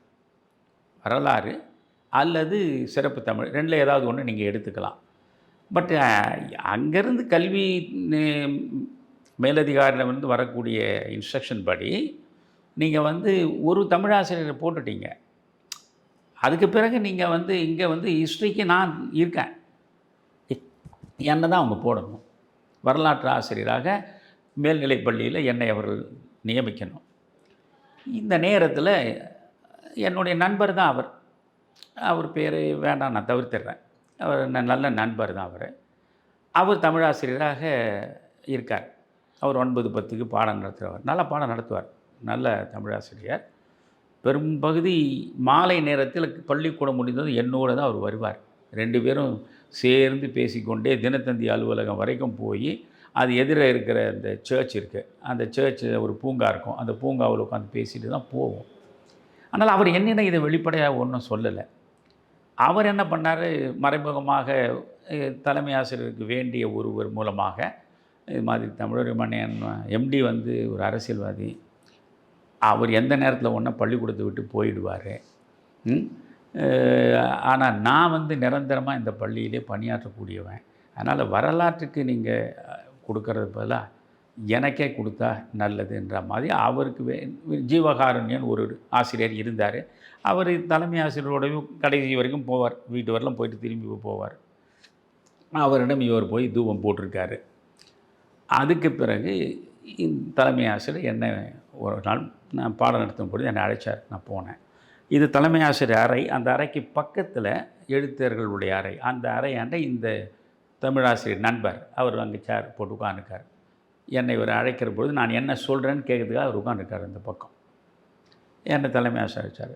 மிஸ்டர் எம்டி, இப்பொழுது வந்து எல்லா ஆசிரியர்களும் போட்டிருக்கோம், நீங்கள் யூஆர் ஃபுல்லி குவாலிஃபைடு. இப்போ வந்து ஹிஸ்ட்ரியா தமிழா, ஏற்கனவே தமிழுக்கு ஆசிரியர் போட்டோம். இப்போ வந்து நீங்கள் வேண்டான்னு சொன்னால் தான் உங்களுக்கு சிறப்பு தமிழுக்கு ஒருத்தரை போடலாம். இப்போ வந்து priority goes only to you என்ன. அதனால் நீங்கள் தான் வரலாறு பாடத்துக்கு தான் போடணும். நீங்கள் வேண்டாம்னு சொன்னால் தான், உங்களுடைய கன்சென்ட் இருந்தால் தான் நான் வந்து இன்னொரு தமிழ் ஆசிரியரை போட முடியும். நீங்கள் என்ன சொல்கிறீங்கன்னாரு. அவர் அந்த பக்கம் உட்காந்து கேட்டுக்கிறது எனக்கு நல்லா தெரியுறது. இந்த மனிதன் நம்மோட தொடர்ந்து நடந்து வரக்கூடிய ஆள், நெடுநேரம் நம்ம கூடவே வரக்கூடியவர், நம்மிடம் நல்லா பழகக்கூடியவர், நம்ம நண்பராக இருக்கக்கூடியவர். அவர் சொன்னது உண்மைதான். நான் கடைசி வரைக்கும் பணியாற்றுவேனா என்பதற்கு எந்த உத்தரவாதத்தையும் கொடுக்க முடியாது. அப்போ என் தலைமை ஆசிரியர் கேட்டார், நீங்கள் கடைசி வரைக்கும் இதே பள்ளியில் பணியாற்றணும், டில் யுவர் ரிட்டையர்மெண்ட் டே இங்கேயே இருப்பேன்னு உங்களால் சொல்ல முடியுமானார். இல்லை சார், அது மாதிரி எந்த உத்தரவாதம் என்னால் கொடுக்க முடியாது. நான் எந்த நேரத்தில் வேணாலும் பள்ளியை விட்டு வெளியே போகலாம். அதனால் அவரை வந்து எப்பொழுதும் நிரந்தரமாக இங்கே இருப்பேன்னு சொல்கிறாருன்னு சொல்கிறீங்க இல்லையா? இவரை சொல்கிறார், அவருக்கு கொடுத்தா அவர் நிரந்தரமாக இருப்பேன்னு சொல்கிறாரு, என்ன சொல்கிறீங்கன்னாரு. நீங்கள் அவருக்கே கொடுத்துருங்க சார். எந்த விதமான பாதிப்புகள் என்ன, இதனுடைய ரெப்பர்கஷன் என்ன, இதனுடைய ப்ராசன் காஸ் என்ன, எதை பற்றியுமே நான் கவலைப்படலை. நான் ஒரு சர்வசாதாரணமாக அந்த தூக்கி கொடுத்துட்டு வந்துட்டேன். ஆச்சுங்களா? என்ன இப்போ கொஞ்சம் ஊதிய இழப்பு இருக்க போகுது, அவ்வளோதானே. எனக்கு ஊதியத்தின் மீதோ பணத்தின் மீதோ தொடக்கம் தொட்டே ஒரு பிடிப்பும் இல்லை, பற்றும் இல்லை. ஏதோ வந்ததை வைத்துக்கொண்டு வாழ்வோம், அவ்வளோதான். மறுநாள் காலையில் போனேன் அட்டண்டன்ஸ் ரிஜிஸ்டரில் என்னுடைய பேர் கீழே போயிடுச்சு. இவர்களெல்லாம் எனக்கு கீழே உள்ளவர்கள், எல்லாருமே எனக்கு பின்னால் வந்து பணியாற்ற வந்தவர்கள். எனக்கு முன்னால் ஒரு 2-3 பேர் தான் சீனியர்களாக இருக்காங்க. அவங்களாம் அதுக்கப்புறம் பள்ளி விட்டு அவங்க ரிட்டையர்ட் ஆகி போயிட்டாங்கன்னு வச்சுங்க. அப்போ முதல்ல நான் தான் வந்து நிற்கணும் அந்த இடத்துல. ஆனால் நான் இப்போது பிடி அசிஸ்டன்ட் கீழே தங்கிட்டேன். கீழே இருந்த இவர் பின்னால், ரொம்ப பின்னால் வந்து பணியில் சேர்ந்தவர், இவர் வந்து இப்பொழுது எனக்கெல்லாம் மேலே போய் ஹையர் செகண்டரி ஆசிரியர் லிஸ்ட்டில் அவருக்கு இடம் கிடைச்சது. நான் கையெழுத்து போடும்போது பார்த்தேன். அப்பொழுது அது நான் ஒன்றும் பெருசாக அது பெருதுப்படுத்திக்கல. சரி, நம்ம நண்பர் அவர் உயர்ந்த இடத்துல போய் உட்காருகிறதுக்கு நாம் ஒரு காரணமாக இருந்திருக்கிறோம், மகிழ்ச்சி தான், அதை விட்டுட்டேன். பிறகு இந்த பாதிப்பு எவ்வளவு தூரம் வரும் என்பதை பற்றிய புரிதல் எனக்கு அவ்வளோ பெரிதாக இல்லை. இதனுடைய விளைவு என்னென்னா, இப்போ தான் இந்த 77 வயதில் உட்கார்ந்து கொண்டு நான் இவற்றை எல்லாம் யோசிக்கிற பொழுது, நான் எந்த அளவுக்கு எவ்வளவு ஏமாளியாக இருந்திருக்கிறேன், நான் யார் யாருக்கெல்லாம் பயன்பட்டிருக்கிறேன், அரசியலிலும் சரி மற்ற இடத்திலும் சரி, எங்கேயுமே மற்றவரை பயன்படுத்தி நான் உயர்ந்ததாக வரலாறே கிடையாது. என்னை பயன்படுத்தி தான் மற்றவர்கள் உயர்ந்திருக்கிறாங்க. ஆனால் என்னை பயன்படுத்தி உயர்ந்தவர்கள் யாருமே நன்றி பாராட்டியது கூட கிடையாது. இதுதான் ஒட்டுமொத்தமான என்னுடைய வாழ்க்கை சித்திரம். அதனால் வந்து நான் இப்போ நினைக்கிறேன், எனக்கு இப்போது 35,000 ரூபாய் ஓய்வூதியம் வருது. 77 வயது ஆயிடுச்சு. நான் வந்து இந்த 55 ஆண்டு கால அரசியல் வாழ்க்கையில் 55 பைசாவை கூட அரசியலை வைத்து பெற்றவன் இல்லை. உலகத்தின் எந்த சக்தி மிக்க கோவிலிலும் கற்பூரம் அடித்து சத்தியம் செய்ய என்னால் முடியும். அவ்வளவு பரிசுத்தமாகத்தான் என்னுடைய பொது வாழ்க்கையை நான் நடத்தியிருக்கேன். வேறு எந்த வருவாய்க்கும் வழி கிடையாது. நான் வந்து என் அறிவை பயன்படுத்தி எழுதிய புத்தகங்கள் 33 புத்தகங்கள் எழுதியிருக்கேன். அந்த புத்தகங்களின் மூலமாக ஆண்டுக்கு ஒரு முறை வந்து ராயல்ட்டின்னு கொடுக்குற தொகை, அவ்வளவுதான். இந்த 35,000 ரூபாய் ஓய்வூதியம், இதை வைத்துக்கொண்டு நான் வந்து வாடகை கொடுக்கணும், நான் வந்து அதுக்கான மெயின்டெனன்ஸ் பராமரிப்புக்கு பணம் கட்டணும், வாடகை வீடாக இருந்தாலும். அதுக்கு பிறகு மின் கட்டணம் தரணும் இல்லையா? அதுக்கு பிறகு ஒரு தொலைபேசி செல்லே வச்சிங்கனால் அதுக்கு பணம் செலவழிக்கணும். பிறகு என் மனைவி இப்போ நோயுற்று அவள் நடமாட முடியாமல் இருக்கா. இப்போ அவளுக்கு வந்து ஒரு தேநீர் போடக்கூட அவளால் முடியாது. அதற்கு ஒரு வேலையாள் வேணும். எல்லாவற்றையும் நாம் யோசிக்கிற பொழுது குறைந்தது ஒரு 60,000 ரூபாயாவது இருந்தால்தான் அடிப்படை தேவைகளையே நம்ம சரிப்படுத்தி கொள்ள முடியும். ஆனால் இப்போ வெறும் 35,000 ரூபாய் தான் எனக்கு ஓய்வூதியம் கிடைக்கிறது. நான் அன்றைக்கு என்னை அழைத்து, நீங்கள் வந்து +2 +1 +2க்கு நீங்கள் தான் முறையாக தகுதி மிக்க ஆசிரியர், முதலில் ஹிஸ்ட்ரி அட்வான்ஸ் தமிழ் தான் இருக்குது. அதனால் வந்து நீங்கள் மறுத்தாதான் இன்னொருவருக்கு கொடுக்கப்படும். எனக்கு அது இயல்பாக வந்து சேரக்கூடிய இடம். அதை நான் இல்லை, ஏன் நான் வந்து பணியாற்றுவேன். அதனால் நான் மேல்நிலை பள்ளி ஆசிரியராக இருப்பதுக்கு தான் விரும்புகிறேன். நீங்கள் வரலாற்று பாடம் நான் நடத்துன்னு சொன்னால் ஒரு ஆளும் ஒன்றும் பண்ணியிருக்க முடியாது. புரியுதுங்களா? ஆனால் அதை விட்டுட்டேன். இப்போது அதை நான் வந்து முறையாக பொழுது ஏற்றுக்கொண்டு நான் மேல்நிலைப்பள்ளி ஆசிரியராக இருந்து இந்த 24 வருடத்துக்கு ஜனதா தலைவர் அது பின்னால் சொல்கிறேன். அதை ஒரு பைத்தியம் பிடிச்சி விருப்ப ஓய்வு பெற்றுவிட்டு வெளியே வராமல் அங்கேயே நான் இருந்து அந்த நிர்வாகத்தோடு கொஞ்சம் இசைவாக நான் நடந்திருந்தா இந்த பொன்விலங்கு கதையே தான். பொன்விலங்கில் எப்படி நிர்வாகத்துக்கும் சத்தியமூர்த்திக்கும் இடையில் பல பிரச்சனைகள் உருவெடுத்து அவனை எப்படி போலீஸ்காரர்களை வைத்து கொண்டு போய் போலீஸ் நிலையத்தில் உட்கார வைக்கிறார்களோ அதே சூழல் எனக்கு நடந்தது. இந்த நிர்வாகத்தில் நடைபெற்ற தவறுகளுக்கு எதிராக நான் குரல் கொடுக்க தொடங்கி ஆசிரியர்களை ஒன்று திரட்டி போராட்டங்களை நடத்தி இதற்கெல்லாம் காரணம் இவன்தான் என்று சொல்லி அந்த நிர்வாகம் என் மீது புகார் கொடுத்து அங்கிருந்து இன்ஸ்பெக்டர் அந்த காவல்துறையிலிருந்து வந்து என்னையும் ஜெயலலிதா அவர்களுக்கு உதவியாளராக இருந்த புலவர் சங்கரலிங்கம் அவருடைய மகன்தான் பூங்குன்றன், கடைசி வரை அந்த அம்மா மரணமடைகிற வரை உதவியாளர் தான். அவர் என்னோடு தான் தமிழாசிரியராக பணியாற்றி கொண்டிருந்தார். நாங்கள் 2 பேர் தான் காரணம் சொல்லி அங்கே 2 பேரையும் கொண்டு போய் காவல் நிலையத்தில் உட்கார வச்சுட்டான். எல்லாமே நடந்திருக்கு. அதெல்லாம் இல்லாமல் அப்படியே கொஞ்சம் வந்து கொஞ்சம் சின்ன சின்ன சமரசங்களோட அந்த நிர்வாகத்தோடு நான் இசைந்து போயிருந்தேன். நான் தான் தலைமை ஆசிரியர். ஏன்னா எனக்கு பின்னால் ஒவ்வொருத்தர் தலைமை ஆசிரியர் வந்து உட்கார்ந்து பாருங்க, அத்தனை பேருமே எனக்கு பின்னால் வந்தவர்கள். அதனால் நான் தலைமை ஆசிரியராகவும் இருந்திருக்கலாம். இன்றைக்கு நான் வாங்கக்கூடிய 35,000 விட 2 மடங்கு ஓய்வூதியம் நான் பெற்றிருக்கலாம். இந்த 2 மடங்கு ஓய்வூதியத்தை பெற்றிருந்தால் இப்பொழுது நான் என்ன பண்ணுறது, அப்படி முட்டுச்சந்தில் போய் முட்டிக்கு நிற்கிறோமே, வெறும் இருட்டாக தெரிகிறதேன்னு ரொம்ப கலக்கத்தோடு என் மனைவியை பார்த்தபடி உட்கார்ந்து இருக்கிறேன் பாருங்கள். இந்த சூழல்லேருந்து தவிர்த்திருக்கலாம். நமக்கு போதுமா, நம்ம வந்து மிக குறைந்த வாழ்வாதாரமே நமக்கு போதுமானது. அடிப்படை தேவைகளுக்கு இந்த ஓய்வூதியம் நிறைவானதுன்னு நான் வாழ்ந்திருக்க முடியும். இப்போ பற்றாக்குறை பட்ஜெட்டில் வந்து நின்ன பிறகு நான் என்னென்ன தவறுகளை இழைத்திருக்கிறேன் என்பதை பார்க்குறேன். அப்போ வந்து இது மாதிரி ஒரு தவறை நான் செய்து ஒருவருக்கு தியாகம் பண்ணிட்டேன், தியாகி ஆயிட்டேன். பிறகு நம்ம இந்த 24 ஆண்டுகள் அது நடக்கிறது. அதையும் இப்போ சொல்லிடுறேன், இது இன்னொரு பதிவெல்லாம் வேண்டாம். நீங்கள் விருப்ப ஓய்வு பெற்று தான் வெளியே வந்தீங்கன்னு கேள்விப்பட்டாங்க. ஆமாம், விருப்பம் என்ன, எனக்கு இன்னும் ஒரு தலையெழுத்து, ஒரு விதின்னு ஒன்று இருக்குது இல்லையா. நான் என்ன பிறகு சட்டம் படித்தேன். சட்டம் படித்து நான் ஒரு வழக்கறிஞராக போகலை. இந்த பிள்ளைகள் இவருடைய சூழல், அதே நேரத்தில் வந்து வெள்ளிக்கிழமை அன்னைக்கு நம்ம பள்ளி முடிந்த உடனே நான் புறப்பட்டுருவோம், பையை தூக்கிக்கினேன் நாட்டுப்பணி ஆற்றுவதற்கு. எவ்வளோ நாட்டுப்பணி ஆற்றிட்டேன் வச்சுங்களேன். இப்போ இருக்கிற இளைஞனுக்கு என்னென்ன பணியை தமிழர் மணியன் ஆற்றினாருன்னு தெரியாது. ஏன்னா ஒன்று மாறி மாறி ஒன்று திமுகவிலேயோ அதிமுகவிலேயோ போயிருந்து கரை வேட்டியை கட்டி 1000 ஊழல்கள் செய்து கொள்ளையடித்து பெரும் பணத்தை சேர்த்து எம்எல்ஏ எம்பி என்றெல்லாம் வந்திருந்தால் ஊருக்கு தெரிந்த உயரத்தில் இருக்கலாம். இங்கே வந்து உண்மை, நேர்மை, ஒழுக்கம், காந்தியம் என்றே வாழ்வை நாம் பக்குவப்படுத்தி ஒரு பாதையில் நாம் நூல் பிடித்தார் போல சென்றதனுடைய விளைவு இன்றைக்கு எல்லா விதமான வலிகளையும் நாம் சுமக்க வேண்டி இருக்கிறது. அது அப்படி தான் இருக்கும், புரியுதுங்களா?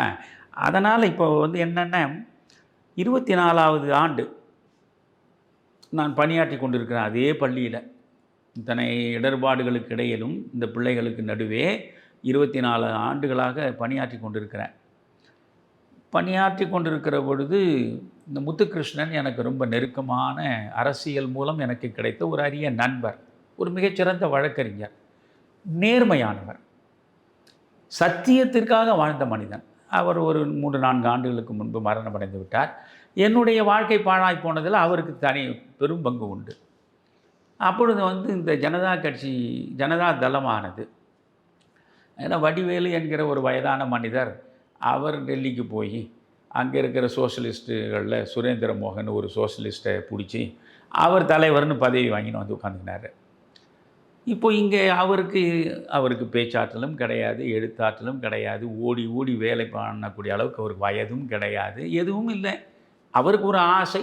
அவரை வந்து நான் ஜனதா கட்சியிலும் ஜனதா தளத்திலும் நீண்ட காலம் பொதுச் செயலாளராக இருந்திருக்கிறேன். எனக்கே அவர் யாருன்னு தெரியாது. அந்த அளவுக்கு அறிமுகமே இல்லாத ஒரு மனிதர் ஏதோ தருமபுரி பக்கத்தில் அவர் இருந்திருக்கிறார். அவர் ஒரு பழைய சோஷலிஸ்ட் என்று சொல்லி கொண்டார். அவர் போய் தலைவர் பொறுப்பை வாங்கி கொண்டு வந்துட்டார். அதனால் இங்கே இருக்கக்கூடிய அத்தனை பேரும் நீங்கள் வந்து இந்த கட்சியை காப்பாற்றணும். ஏன்னா தமிழ்நாடு முழுவதும் செல்லக்கூடிய நான் தான். தமிழ்நாடு முழுவதும் தொடர்ந்து தொண்டர்களை சந்திப்பதும் மக்கள் நடுவே போய் இந்த இயக்கத்தினுடைய கொள்கைகளை எடுத்து பேசுவதுமாகவே என்னுடைய அறிவு, என்னுடைய ஆற்றல், என் வியர்வை, என் உழைப்பு அனைத்தையுமே இதற்காக நான் காணிக்கையாக்கினேன். அது கழுதை தேய்ந்து கட்டெரும்பாக மாறினாலும் கூட ஒரு கட்சியை விட்டு செல்வது என்பது ஒரு பெண் கற்பிழந்த கதையாக விடும் என்பதற்காக அதிலேயே அப்படியே நாம் பயணம் நடந்தது.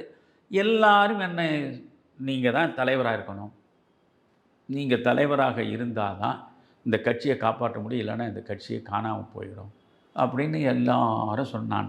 வேலை பார்த்துன்னு இருக்கேன் ஐயா, என் வீட்டுக்கு இதுதான் ஊதியம், வேறு எந்த ஊதியமும் கிடையாது. 24 ஆண்டுகள் ஆனது. இன்னும் ஒரு ஆண்டு இருந்தால் 25 ஆண்டுகள் முடியும்.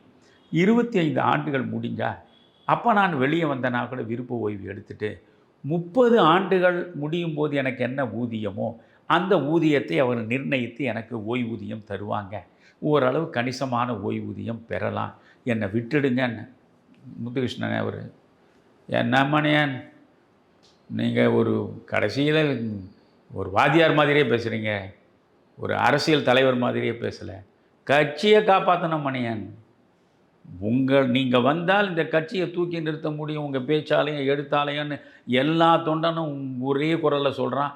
நீங்கள் இதை விட்டுட்டு நான் வேலை போயிடும், எனக்கு பென்ஷன் வராது, இப்படியெல்லாம் சொல்கிறீங்க போட்டு சொன்ன பொழுது ரொம்ப என்னை இவ்வளோ கேவலமாக ஏதோ என் சுயநலத்தை மட்டுமே நான் நினைப்பதாகவும் நாட்டு நலன் மீது எனக்கு போதிய நாட்டம் இல்லாதவன் போலவும் அவர் குத்தி காட்டினதில் நான் கொஞ்சம் பொங்கிட்டேன்.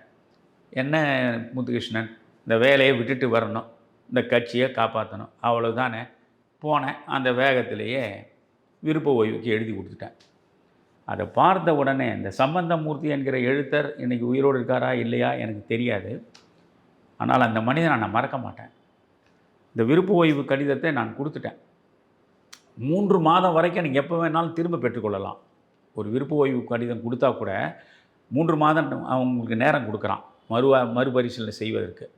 அவர் என்னை பார்த்து, என்னையா என்ன எப்படி சார், என்ன இந்த மாதிரி ஒரு பேப்பரை கொடுத்துருக்கீங்க சார், இதனுடைய இழப்பெல்லாம் என்னன்னு உங்களுக்கு தெரியுமா சார்? என்ன சார்? சார் நீங்கள் 1 வருஷம் சும்மா இருங்க சார், உங்களுக்கு வந்து மருத்துவ விடுப்பே 18 மாதங்கள் இருக்குது. 1.5 ஆண்டு சர்வீஸ் முழுக்க மருத்துவ விடுப்பு. மொத்தமே நான் கால் முறிந்து மருத்துவமனையில் இருந்ததால் ஒரு 20-30 நாள் மருத்துவ விடுப்பு எடுத்திருப்பேன். மற்றபடி எல்லாம் அப்படியே இருக்குது சார். நீங்கள் சும்மா போய் வீட்டில் கூட இருங்க, அப்பப்போ நீங்கள் வாங்க, ஆனால் இந்த வேலையை செய்யாதீங்க. இப்போ நீங்கள் போனீங்கன்னா எல்லாவற்றையும் இழந்துருவீங்க. நீங்கள் 1 ஆண்டு தயவு செய்து இந்த சர்வீஸில் இருங்க. 25வது ஆண்டில் நீங்கள் முடிக்கும்போது பே கமிஷன் இப்போ இன்னும் 2 மாதத்தை வரப்போகுது. பே கமிஷன் வந்து அதன் மூலம் ஊதிய உயர்வு எல்லாருக்கும் கிடைக்கும். அந்த ஊதிய உயர்வு பிறகு 25 ஆண்டு பணியாற்றினா 30வது ஆண்டில் கிடைக்கக்கூடிய ஊதியம் எல்லாவற்றையும் கணக்கு போட்டிங்கன்னா இப்போ உங்களுக்கு தெரியாது சார். ஒரு மாதமும் பின்னாளில் ஓய்வு பெற்ற நிலையில் ஓய்வூதியம் பெறுகிற போது நீங்கள் இழக்கிற இழப்பு தொகையை கூட்டிக் கொண்டே வந்தால் பல லட்சங்கள் போகும். அவ்வளவு இழப்பு இப்போ நீங்கள் எடுக்கிற இந்த முடிவுக்கு சார். அதெல்லாம் தெரிஞ்சு தான் நான் வந்திருக்கேன். நான் வந்து ஒரு முக்கியமான பணியில் ஈடுபட போகிறேன். அதெல்லாம் அவங்களாம் நான் சொல்கிறது இல்லை. முக்கியமான பணியில் ஈடுபட போகிறேன், தயவுசெய்து நீங்கள் அனுப்பி வைங்க. தலைமை ஆசிரியராக அப்போ என்னை உயிருக்குயிராக நேசித்த அந்த அற்புதமான மனிதர் இந்த நிர்வாகம் கொடுத்த தொல்லையினால் மன உளைச்சலுக்கு ஆளாகி அவர் வந்து இருசக்கர வாகனத்தில் வருகிற பொழுதே ஒரு விபத்துக்கு உள்ளாகி இறந்துட்டார். அப்போலோவில் அவர் இறந்தபோது அந்த செய்தி அறிஞ்சு உண்மையிலே அந்த மாதிரி நான் காமராஜர் செத்தபோது அழுதுருக்கிறேன், புரியுதுங்களா? அதுக்கப்புறமா வந்து நீங்கள் அப்படி ஒரு அழுகை நான் பீரிட்டு அழுதது எல்லா ஆசிரியரும் இருக்கிறாங்க, தாழவே முடியல. அந்த மருத்துவமனையில் அப்படி அழுதேன். அவ்வளோ அற்புதமாக மனிதன். அவர் போய் சேர்ந்துட்டார். அவர் இருந்தால் கூட என்னை கொஞ்சம் தடுக்க பார்த்துருப்பார். யார் தடுத்தாலும் தான் முத்துகிருஷ்ணன் என்ன விடுறதா இல்லையே. நாட்டு பணிக்காக நீ வரணுமே தவிர வீட்டை பற்றி யோசிக்காதன்றதுனால அது இன்றைக்கி அதனுடைய விளைவு முழுக்க இவ்வளவுதான். அந்த பள்ளிக்கூடத்தையும் விட்டுட்டு விருப்ப ஓய்வு கொடுத்துட்டு வெளியே வந்தேன். வந்ததுடைய விளைவு இன்றைக்கு ஒரு 35,000 ரூபாய் ஓய்வூதியத்தை மட்டுமே பெறுபவனாக, இதை விட 2 மடங்குக்கு மேல் ஓய்வூதியம் பெறக்கூடிய நிலையில் நான் வாழ்ந்திருக்கலாம். எங்கேயும் பெட்டியை எடுத்து போக வேண்டியதில்லை. எவனாவது நம்ம கூப்பிடுவானான்னு உட்கார்ந்துருக்க வேண்டியது இல்லை. யாரிடமும் நாம் கையேந்த வேண்டியது இல்லை. எனக்கு கையேந்தி பழக்கமும் இல்லை. நான் எல்லாருக்கும் கொடுத்து பழகியிருக்கிறேன் தவிர யாரிடமும் பெற்று பழகியவன் இல்லை. அதனால் இவ்வளவு இந்த ஒரு கடைசி காலம் என்பது ரொம்பவும் இருண்ட காலமாக எனக்கு சேர்ந்ததற்கு மிக முக்கியமான காரணம் என் பள்ளி வாழ்க்கையில் நான் எடுத்த 2 முடிவுகள். ஒன்று, அந்த மேல்நிலைப் பள்ளிக்கு முழு தகுதி இருந்தும் அந்த இடத்தில் நான் போகாமல் இன்னொருவருக்கு விட்டு கொடுத்தது. 2வது, 24 ஆண்டிலேயே விருப்ப ஓய்வு பெற்றுக்கொண்டு வெளியே வந்தது. இதுதான் என் பள்ளி. ஐயா, உங்களுடைய பள்ளி வாழ்க்கை அனுபவங்கள் மிகவும் நெஞ்சை நெகிழச் செய்கின்றன. உங்களுடைய பழைய மாணவர்களை அடிக்கடி சந்திக்க நேரும். அவர்களெல்லாம் அப்படியே உள்ளம் நெகிழ்ந்து சொல்வார்கள், ஐயாவிடம் படித்ததினால்தான் இன்றைக்கு என்னுடைய வாழ்க்கையில் ஒரு நிலையில் இருக்கிறேன். அது உங்களுக்கு மிகப்பெரிய பாராட்டு என்று எடுத்துக்கொள்ளலாம். இருப்பினும் வாழ்க்கை என்பது வெறும் பாராட்டு மட்டுமே உதவாது என்பது அதிலிருந்து எனக்கு பெரிய நிறைவு உண்டு கோமரையா. ஏனென்றால் அந்த முதல் தலைமுறையில் படித்த பிள்ளைகளுக்கு முயன்று கற்றுக் கொடுத்ததனுடைய விளைவு அவர்கள் அனைவருமே மிகச்சிறந்த அளவுக்கு மதிப்பெண்களை பெற்றார். ஒருபோதும் நீங்கள் இந்த ஹிஸ்ட்ரி ஜியாகிரஃபி 10th எடுப்பாதான் எஸ்எஸ்எல்சிக்கு ஒரு நாளும் ஒரு பையனும் ஃபெயில் ஆனது கிடையாது. அது மாதிரி பிள்ளைகள் எப்பொழுதும் இப்போ எங்கே பார்த்தாலும் நான் வழக்கறிஞராக இருக்கிறேன், நான் பெரிய பொறியியலாளராக இருக்கிறேன், நான் தனியாகவே ஒரு பெரிய நிறுவனம் வச்சுன்னு இருக்கிறேன் என்று சொல்லும் போதெல்லாம் அதுதான் ஆசிரியர் தொழிலில் கிடைக்கக்கூடிய ஒரே மரியாதை, கௌரவம், மனநிறைவு. அதையெல்லாம் நான் நிரம்ப பெற்றிருக்கிறேன். இப்போ அரசியலில் மட்டும் என்ன, ஐயா உங்களை மாதிரி யாரையுமே பார்க்க முடியாதியா அப்படின்னு பாராட்டு பத்திரம் வாங்கிட்டு அவன் போயிடுவான். ஐயா நீங்கள் அற்புதமாக நடத்துனீங்கயான்ட்டு அவன் பாராட்டு பத்திரம் வாங்கிட்டு அவன் போயிட்டு இருக்கான். வாழ்க்கையோடு போராடினுங்கிறது இப்போ நான் தானே. ஆக அந்த வாழ்க்கை போராட்டத்தோடு இப்போது முடிப்போம். நீங்கள் இந்த மிருதங்க சக்கரவர்த்தி சிவாஜி கணேசனை பற்றி சொல்லுவீங்க கிட்டத்தட்ட. அது அடுத்து உரிய நேரத்தில் நான் சொல்கிறேன்.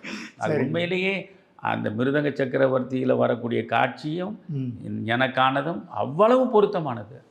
அது இப்போயே சொன்ன வேண்டாம். இதை பள்ளி வாழ்க்கையை 24 ஆண்டுகளில் எத்தனையோ விஷயங்கள் இருக்குது. நான் அந்த பள்ளிக்கூடத்தில் சும்மா இல்லை. அந்த பள்ளிக்கூடத்தில் இந்த மாணவர்களுக்கு இடையே தமிழ் தமிழ் தமிழ் தான் எனக்கு. நான் இதனைக்கு தமிழ் ஆசிரியர் கிடையாது. அதனால் அந்த தமிழ் சூழலை கொண்டு வரணுன்றதுக்காகவே நாப்பாவை போய் பார்த்து நாப்பாவுக்கும் எனக்கும் உள்ள நெருக்கத்தை பயன்படுத்தி நாப்பாவை கொண்டு அவரை பேச வச்சேன். குமரியானந்தனை அழைத்து கொண்டு அவரை பேச வச்சேன்.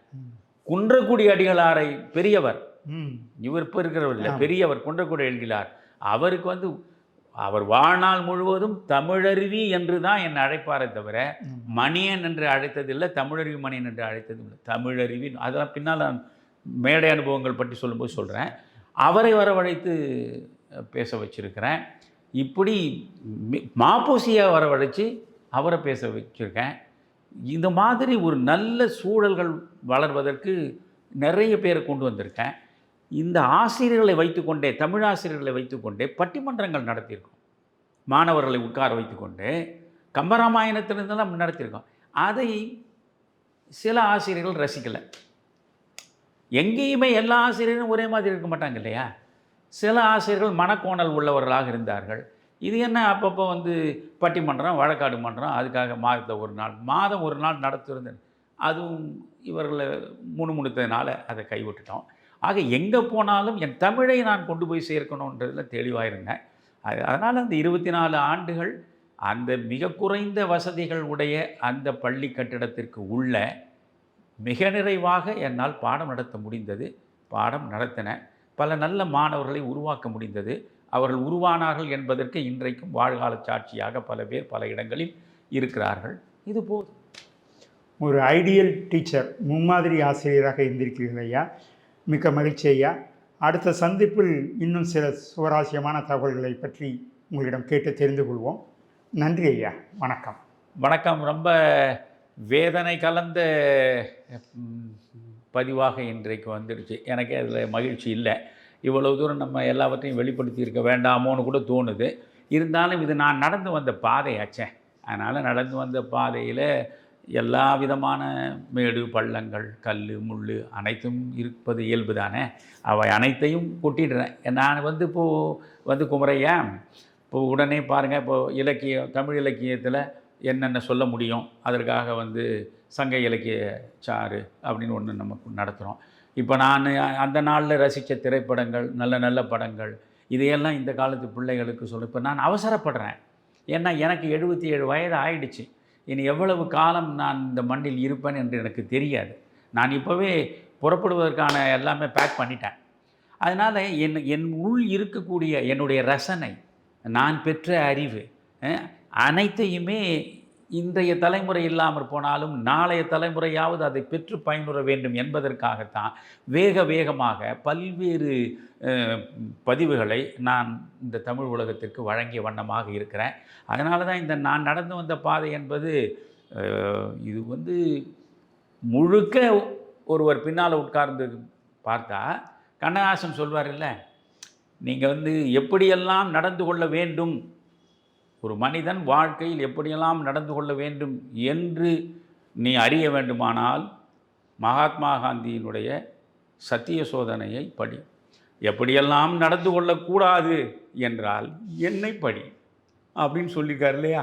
இப்போ என் வாழ்க்கை முழுவதையும் ஒருத்தன் படித்தான்னா இந்த மாதிரி உண்மையும் நேர்மையும் ஒழுக்கமும் சார்ந்து வாழ்ந்தால் இத்தனை வலிகளையும் இத்தனை சோகங்களையும் சுமந்துதான் தீர வேண்டும் என்பதை அவர்கள் அறிந்து கொள்ள முடியும். அதற்காகத்தான் இந்த பதிவுகளே. சரிங்க ஐயா. நன்றி ஐயா. தமிழருவி தர்பார் நேயர்களை அடுத்த நிகழ்ச்சியில் மீண்டும் சந்திப்போம். நன்றி, வணக்கம்.